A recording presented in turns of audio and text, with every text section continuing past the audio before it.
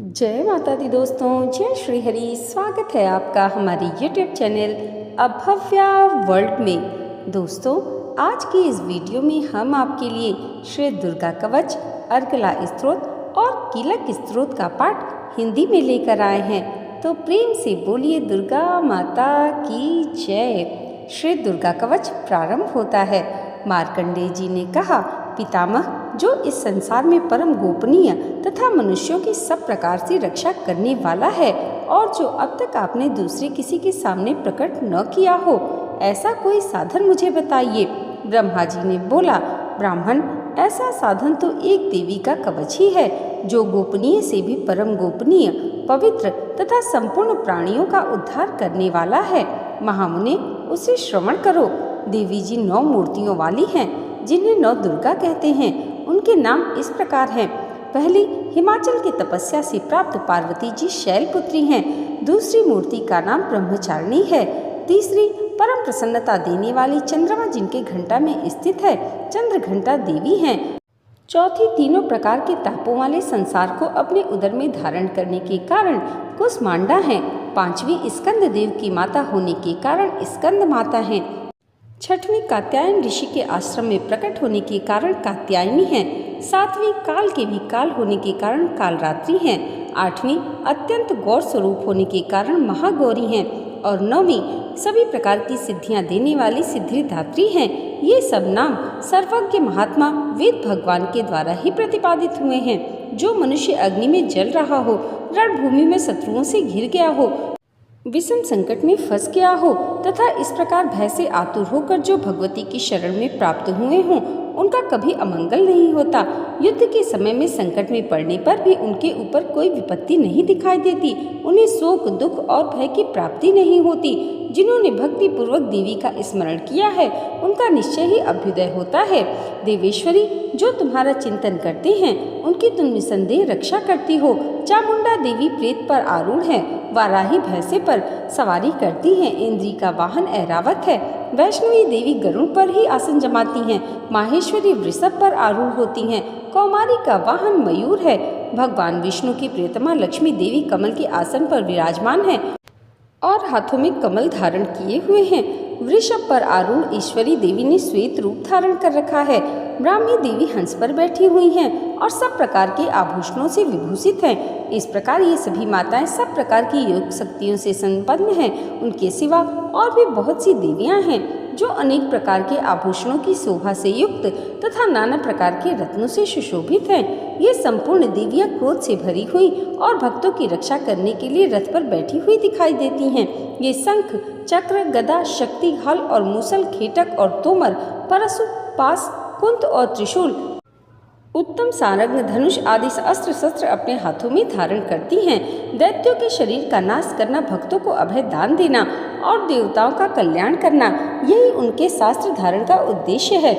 महान रौद्र रूप, अत्यंत घोर पराक्रम, महाबल और महान उत्साह वाली देवी, तुम महान भय का नाश करने वाली हो। तुम्हें नमस्कार है। तुम्हारी ओर देख सकना भी कठिन है। शत्रुओं का भय बढ़ाने वाली जगदम्बिके, मेरी रक्षा करो। पूर्व दिशा में इंद्र शक्ति इंद्री मेरी रक्षा करें। अग्निकोण में अग्नि शक्ति मेरी रक्षा करें। दक्षिण दिशा में वाराही, नैऋत्य कोण में खंग धारिणी मेरी रक्षा करें।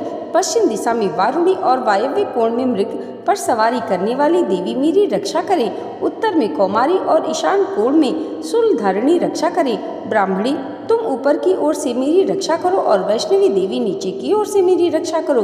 इस प्रकार शव का वाहन करने वाली चामुंडा देवी 10 दिशाओं में मेरी रक्षा करें। जया आगे से और विजया पीछे की ओर से रक्षा करें। वाम भाग में अंजिता और दक्षिण भाग में अपराजिता रक्षा करें। उद्योतिनी मेरी शिखा की रक्षा करें। उमा मेरे मस्तक पर विराजमान होकर रक्षा करें। ललाट में मालाधारी रक्षा करें और यशस्विनी मेरे भौहों की रक्षा करें।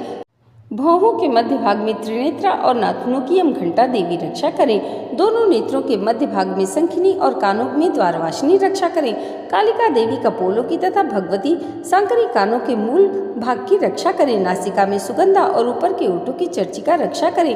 नीचे के ओठ में अमृत कला तथा जीवा में सरस्वती देवी रक्षा करें। कौमारी दांतों की और चंडिका कंठ प्रदेश की रक्षा करें। चित्र घंटा गले की घंटे की और महामाया तालु में रहकर रक्षा करें। कामाक्षी ठोडी की और सर्व मंगला मेरी वाणी की रक्षा करें। भद्रकाली ग्रीवा में और धनुर्धरी पृष्ठ वंश में रहकर रक्षा करे। कंठ के बाहरी भाग में नीलग्रीवा और कंठ की नली में नलकुबरी रक्षा करे। दोनों कंधों में खड्गनी और मेरी दोनों भुजाओं की वज्रधारिणी रक्षा करे। दोनों हाथों में दंडिनी और अंगुलियों में अंबिका रक्षा करे। शूलेश्वरी नखों की रक्षा करे। कुलेश्वरी कुक्ष में रहकर रक्षा करे। महादेवी दोनों स्तनों की और शोक विनाशिनी देवी मन की रक्षा करे। ललिता देवी हृदय में और शूलधारिणी उदर में रहकर रक्षा करे। नाभि में कामिनी और गुहा भाग की गुहेश्वरी रक्षा करे। पूतना और कामिका लिंग और महिष वाहिनी गुदा की रक्षा करें। भगवती कटी भाग में और विंध्यवासिनी घुटनों की रक्षा करें। संपूर्ण कामनाओं की देने वाली महाबला देवी दोनों पिंडलियों की रक्षा करें। नारसिंही दोनों घुट्टियों की और तेजसी देवी दोनों चरणों के पृष्ठ भाग की रक्षा करें। श्री देवी पैरों की अंगुलियों में और तलवासिनी पैरों के तलुओं की रक्षा करें। अपनी दाढ़ों के कारण भयंकर दिखने वाले दृष्टा कराली देवी नखों की और उधर केसनी देवी केशों की रक्षा करें। रोमों वाली के छिद्रों में कौबारी और त्वचा की वागीश्वरी देवी रक्षा करें। पार्वती देवी रक्त, मज्जा, वसा, मांस, हड्डियां और मेद की रक्षा करें। आंतों की कालरात्रि और पित्त की मुकुटेश्वरी रक्षा करें। मूलाधार आदि कमल कोशों में पद्मावती देवी और कफ में चूड़ामणि देवी स्थित होकर रक्षा करें। नख के तेज की ज्वालामुखी रक्षा करें, जिसका किसी भी अस्त्र से भेदन नहीं हो सकता। वह अभिद्या देवी शरीर की समस्त संधियों में रहकर रक्षा करें। ब्राह्मणी आप मेरी वीर की रक्षा करें। क्षत्रेश्वरी छाया की तथा धर्म धारिणी देवी मेरे अहंकार, मन और बुद्धि की रक्षा करें। हाथ में वज्र धारण करने वाली वज्रहस्था देवी मेरे प्राण, अपान, व्यान, उदान समान वायु की रक्षा करें। कल्याण से शोभित होने वाले भगवती कल्याण शोभना मेरे प्राण की रक्षा करें। रूप, रस, गंध, शब्द और स्पर्श इन विषयों का अनुभव करते समय योगिनी देवी रक्षा करें तथा सत्वगुण, रजोगुण तथा तमोगुण की रक्षा सदा नारायणी करें। वाराही आयु की रक्षा करें। वैष्णवी धर्म की रक्षा करें तथा चक्रणी देवी यश, कीर्ति, लक्ष्मी तथा धन विद्या की रक्षा करें। इंद्राणी आप मेरे गोत्र की रक्षा करें। चंडिके तुम मेरे पशुओं की रक्षा करो। महालक्ष्मी पुत्रों की रक्षा करें और भैरवी पत्नी की रक्षा करें। मेरे पद की सुपता तथा मार्ग की क्षेम करी रक्षा करें। राजा के दरबार में महालक्ष्मी रक्षा करें तथा सब और व्याप्त रहने वाली विजया देवी संपूर्ण भयों से रक्षा करें। देवी जो स्थान कवच में नहीं आया है अतएव रक्षा से रहित है, वह सब तुम्हारे द्वारा ही सुरक्षित हो, क्योंकि तुम विजयशालिनी और पापनाशिनी हो। यदि अपने शरीर का भला चाहे तो मनुष्य बिना कवच एक कदम भी कहीं न जाए। कवच का पाठ करके ही यात्रा आरंभ करे। कवच के द्वारा सब ओर से सुरक्षित मनुष्य जहाँ जहाँ भी जाता है वहाँ वहाँ उसे धन का लाभ तथा संपूर्ण कामनाओं की सिद्धिदायक विजय प्राप्त होती है। वह जिस जिस अभिष्ट वस्तु का चिंतन करता है उसको निश्चय ही प्राप्त कर लेता है। वह पुरुष इस पृथ्वी पर तुलना रहित महान ऐश्वर्य का भागी होता है। कवच से सुरक्षित मनुष्य निर्भय हो जाता है। युद्ध में उसकी पराजय नहीं होती तथा वह तीनों लोकों में पूजनीय होता है। देवी का यह कवच देवताओं के लिए भी दुर्लभ है। जो प्रतिदिन नियम पूर्वक तीनों संध्याओं को समय के साथ श्रद्धा के साथ इसका पाठ करता है उसे दैवी कला प्राप्त होती है तथा वह तीनों लोकों में कभी भी पराजित नहीं होता। इतना ही नहीं वह 100 वर्षों से अधिक वर्षों तक जीवित रहता है। मकड़ी, चेचक और कोढ़ आदि उसकी संपूर्ण व्याधियां नष्ट हो जाती हैं। कनेर, भांग, अफीम, धतूरे आदि के स्थावर विष, सांप और बिच्छू आदि के काटने से चढ़ा हुआ जंगम विष तथा अहिफेन और तेल के संयोग आदि से बनने वाले कृत्रिम विष, ये सभी प्रकार के विष दूर हो जाते हैं तथा उनका कोई असर नहीं होता। इस पृथ्वी पर मारण, मोहनादि जितने अभिचारिक प्रयोग होते हैं तथा इस प्रकार के जितने यंत्र मंत्र होते हैं वे सब इस कवच को हृदय में धारण कर लेने पर उस मनुष्य को देखते ही नष्ट हो जाते हैं। ये ही नहीं, पृथ्वी पर विचरने वाले ग्राम देवता, आकाशचारी देव विशेष, जल के संबंध में प्रकट हुए देवता, गण उपदेश मात्र से सिद्ध होने वाले निम्न कोटि के देवता, जन्म के साथ प्रकट होने वाले देवता, कुल देवता, माला, डाकिनी, शाकिनी, अंतरिक्ष में विचरने वाली भयानक घोर डाकिनियाँ, ग्रह, भूत, पिशाच, यक्ष, गंधर्व, राक्षस, ब्रह्म राक्षस, वैताल, कुष्मांड और भैरव आदि अनिष्ट कारक देवता भी हृदय में कवच धारण किए रहने पर उस मनुष्य को देखते ही भाग जाते हैं। कवचधारी पुरुष को राजा से सम्मान प्राप्ति होती है। यह कवच मनुष्य के तेज की वृद्धि करने वाला और उत्तम है। कवच का पाठ करने वाले पुरुष अपनी कीर्ति से विभूषित भूतल पर अपनी सुयश के साथ साथ वृद्धि को प्राप्त होता है। जो पहले कवच का पाठ करके उसके बाद सप्तसती चंडी का पाठ करता है उसकी पर्वत वन काननों के साथ जब तक यह पृथ्वी टिकी है तब तक यहाँ पुत्र पौत्र आदि संतान परंपरा बनी रहती है। फिर देह का अंत होने पर वह पुरुष भगवती महामाया के प्रसाद से उस नित्य परम पद को प्राप्त होता है। जो देवताओं के लिए भी दुर्लभ है। वह सुंदर दिव्य रूप धारण करता है और कल्याण में शिव के साथ आनंद का भागी होता है। इति श्री देवी कवच संपूर्ण। प्रेम से बोलिए दुर्गा माता की जय। अगला स्तोत्र प्रारंभ होता है। मार्कंडेय जी कहते हैं, जयंती, मंगला काली, भद्रकाली, कपालिनी, दुर्गा, क्षमा, शिवा धात्री, आप इन नामों से विख्यात हैं। तुम्हें मेरा नमस्कार है। देवी चामुंडे तुम्हारी जय हो। संपूर्ण प्राणियों की पीड़ा हरने वाली देवी तुम्हारी जय हो। सब में व्याप्त रहने वाली देवी तुम्हारी जय हो। काल रात्रि तुम्हें नमस्कार है। मधु और कैटब को मारने वाली तथा ब्रह्मा जी को वरदान देने वाली देवी तुम्हें नमस्कार है। तुम मुझे रूप दो, जय दो, काम क्रोधादि शत्रुओं का नाश करो। महिषासुर का नाश करने वाली तथा भक्तों को सुख देने वाली देवी तुम्हें नमस्कार है। तुम मुझे रूप दो, जय दो, यश दो, काम क्रोधादि शत्रुओं का नाश करो। रक्त बीज का वध और चंड मुंड का विनाश करने वाली देवी तुम मुझे रूप दो, जय दो, यश दो, काम क्रोधादि शत्रुओं का नाश करो। शुंभ तथा निशुंभ तथा धूम्रलोचन का मर्दन करने वाली देवी तुम मुझे रूप दो, जय दो, यश दो, काम क्रोधादि शत्रुओं का नाश करो।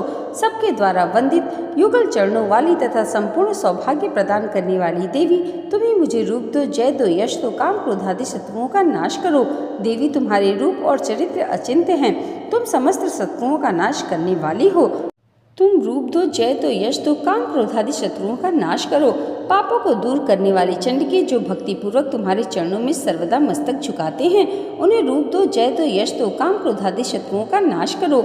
रोगों का नाश करने वाली चंडिके जो भक्ति पूर्वक तुम्हारी स्तुति करते हैं, उन्हें रूप दो, जय दो, यश दो, काम क्रोधादि शत्रुओं का नाश करो।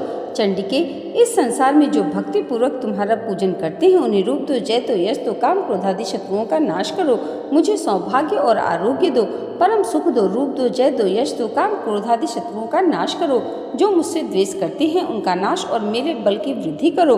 रूप दो, जय दो, यश दो, काम क्रोधादि शत्रुओं का नाश करो। मेरा कल्याण करो, मुझे उत्तम धन संपत्ति दो। रूप दो, जय दो, यश दो, काम क्रोधादि शत्रुओं का नाश करो। अंबिके, देवता और दैत्य दोनों ही अपने माथे के मुकुट की मणियों को तुम्हारे चरणों पर घिसते हैं। तुम ही मुझे रूप दो, जय दो, यश दो, काम क्रोधादि शत्रुओं का नाश करो। तुम अपने भक्त जन को विद्वान, यशस्वी और लक्ष्मीवान बनाओ तथा रूप दो, जय दो, यश दो, काम क्रोधादि शत्रुओं का नाश करो। प्रचंड दैत्यों के दर्प का दलन करने वाली चंडिके मुझे शरणागत को रूप दो, जय दो, यश दो, काम क्रोधादि शत्रुओं का नाश करो। चतुर्भुज ब्रह्मा जी के द्वारा प्रशंसित चार भुजाधारिणी परमेश्वरी तुम्हें मुझे रूप दो, जय दो, यश दो, काम क्रोधादि शत्रुओं का नाश करो। देवी अंबिके, भगवान विष्णु नित्य निरंतर भक्ति पूर्वक तुम्हारी स्तुति करते हैं। रूप दो, जय दो, यश दो, काम क्रोधादि शत्रुओं का नाश करो। हिमालय कन्या पार्वती के पति महादेव जी के द्वारा होने वाली परमेश्वरी तुम्हें मुझे रूप दो, जय दो, यश दो, काम क्रोधादि शत्रुओं का नाश करो। शचीपति इंद्र के द्वारा साधुना से पूजित होने वाली परमेश्वरी रूप दो, जय दो, यश दो, काम क्रोधादि शत्रुओं का नाश करो। प्रचंड भुजदंड वाले दैत्यों का घमंड चूर करने वाली देवी रूप दो, जय दो, यश दो, काम क्रोधादि शत्रुओं का नाश करो। देवी अंबिके, तुम अपने भक्त जनों को सदा असीम आनंद प्रदान करती हो। मुझे रूप दो, जय दो, यश दो, काम क्रोधादि शत्रुओं का नाश करो। मन की इच्छा के अनुसार चलने वाले मनोहर पत्नी प्रदान करो, जो दुर्गम संसार से तारने वाली तथा उत्तम कुल में जन्मी हो। जो मनुष्य इस स्तोत्र का पाठ करके सप्तसती रूपी महास्तोत्र का पाठ करता है, वह सप्तसती की जप संख्या से मिलने वाले श्रेष्ठ फल को प्राप्त होता है। साथ ही वह प्रचुर संपत्ति को प्राप्त कर लेता है। इति देवी अर्गला स्तोत्र संपूर्णम। प्रेम से बोलिए दुर्गा माता की जय।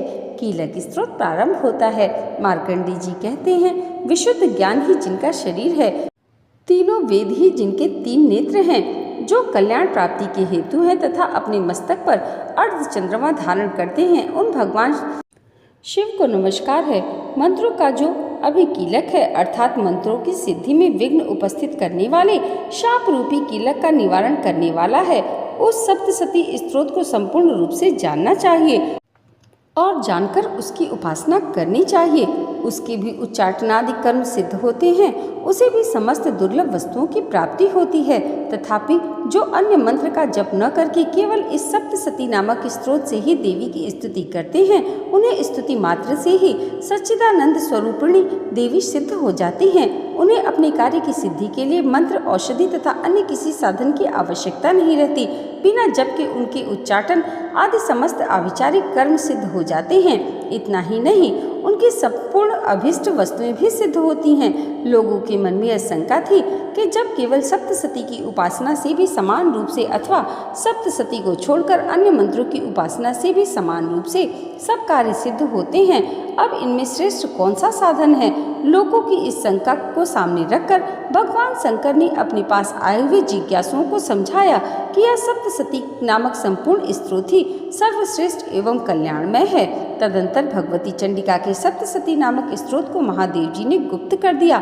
सप्तसती के पाठ से जो पुण्य प्राप्त होता है उसकी कभी समाप्ति नहीं होती, किंतु अन्य मंत्रों के जप जन्य पुण्य की समाप्ति हो जाती है। अतः भगवान शिव ने अन्य मंत्रों की अपेक्षा जो सप्तसती की श्रेष्ठता का निर्णय किया उसे जानना चाहिए। अन्य मंत्रों का जप करने वाला पुरुष भी यदि सप्तसती की स्तोत्र और जप का अनुष्ठान कर ले तो वह पूर्ण रूप से ही कल्याण का भागी होता है, इसमें तनिक भी संदेह नहीं है। जो साधक कृष्ण पक्ष की चतुर्दशी अथवा अष्टमी को एकाग्रचित्त होकर भगवती की सेवा में अपना सर्वस्व समर्पित कर देता है और फिर उसे प्रसाद रूप ग्रहण कर लेता है, उस पर भगवती प्रसन्न होती हैं, अन्यथा उनकी प्रसन्नता नहीं होती। इस प्रकार की सिद्धि के प्रतिबंधक रूप कीलक को महादेव जी ने इस स्तोत्र को कीलित कर रखा है। जो पूर्वोक्त रीति से निष्कीलन करके इस सप्तसती स्तोत्र का प्रतिदिन स्पष्ट उच्चारण पूर्वक पाठ करता है वह मनुष्य सिद्ध हो जाता है, वही देवी का पार्षद होता है और वही गंधर्व भी होता है। सर्वत्र विचरते रहने पर भी इस संसार में उसे कहीं भय नहीं होता, वह अपमृत्यु के वश में नहीं पड़ता तथा देह त्यागने के अनंतर मोक्ष प्राप्त कर लेता है। अतः कीलन को जानकर उसका परिहार करके ही सप्तसती का पाठ आरंभ करें। जो ऐसा नहीं करता उसका नाश हो जाता है। इसलिए कीलक और निष्कीलन का ज्ञान प्राप्त करने पर ही यह स्तोत्र निर्दोष होता है और विद्वान पुरुष इस निर्दोष स्तोत्र का ही पाठ आरंभ करते हैं। स्त्रियों में जो कुछ भी सौभाग्य आदि दृष्टिगोचर होता है वह सब देवी जी की कृपा के फल हैं। अतः इस कल्याणमय स्तोत्र का सदा जप करते रहना चाहिए। इस स्तोत्र का मंद्र स्वर से पाठ करने पर थोड़ा फल मिलता है, अतः उच्च स्वर से ही इसका पाठ आरंभ करना चाहिए। जिनके प्रसाद से ऐश्वर्य, सौभाग्य, आरोग्य, संपत्ति, शत्रुनाश तथा परम मोक्ष की सिद्धि होती है, उस कल्याणमयी जगदम्बा की स्तुति मनसा क्यों नहीं करते। इति श्री देवी कीलक स्तोत्रम संपूर्णम। प्रेम से बोलिए दुर्गा माता की जय। दोस्तों, आज की वीडियो अगर आपको अच्छी लगी हो तो कमेंट बॉक्स में जय माता दी ज़रूर लिखिएगा और इसे लाइक और हमारे चैनल पर पहली बार आए हैं तो सब्सक्राइब करना मत भूलिएगा। माता रानी की कृपा आप सबके जीवन पर सदैव ऐसे ही बनी रहे, इसी मंगल कामना के साथ मिलते हैं अगली वीडियो में। तब तक के लिए जय माता दी, जय श्री हरि।